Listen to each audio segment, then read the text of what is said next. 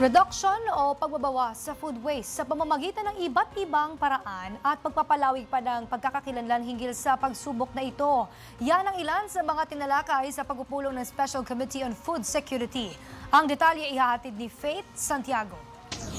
Ilang panukala ang inaprubahan ng Special Committee on Food Security upang masigurong hindi lang ang pag-reduce ng food waste, kundi ang recovery at redistribution ng pagkain bilang tugon sa lumalalang food insecurity sa bansa. Kabilang dito ang House Bill 4233 na nagtatatag ng national program para sa post-harvest, cold chain at logistics infrastructure at House Bill 1711 na layong magkaroon ng cold storage facilities sa bawat probinsya. Sinuportahan ito ng Philippine Fisheries Development Authority na nagpapatuloy na sa pagpapagawa ng mga pasilidad sa iba't ibang lugar sa bansa. Iniuugnay naman ng PhilRice ang panukala sa kanilang demand management strategy na makakapagpabili sa rice security at self-sufficiency.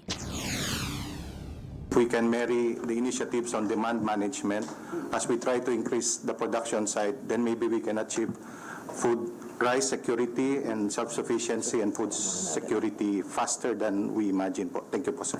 Sinang-ayunan din ng Department of Health ang panukala dahil makakatulong ito sa stable food supply, pagprotekta sa kabuhayan ng mga magsasaka at pagtiyak na affordable ang pagkain para sa publiko.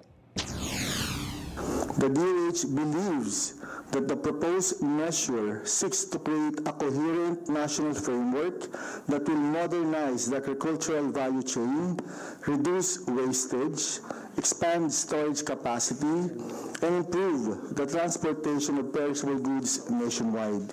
Inaprubahan din ng komite ang pagpasa ng Food Waste Reduction Act na nakatutok sa pagbabawas ng food waste sa pamamagitan ng food donations at recycling. Samantala, inaprubahan din ang panukalang magtatatag ng National Food Security Day tuwing ika-16 ng Oktubre na suportado ng Department of Agriculture dahil ito'y sumasabay sa World Food Day at tumutulong magpalawak ng kaalaman ukol sa food insecurity at malnutrition. Para sa totoong balita sa Bagong Pilipinas, Faith Santiago, Congress News.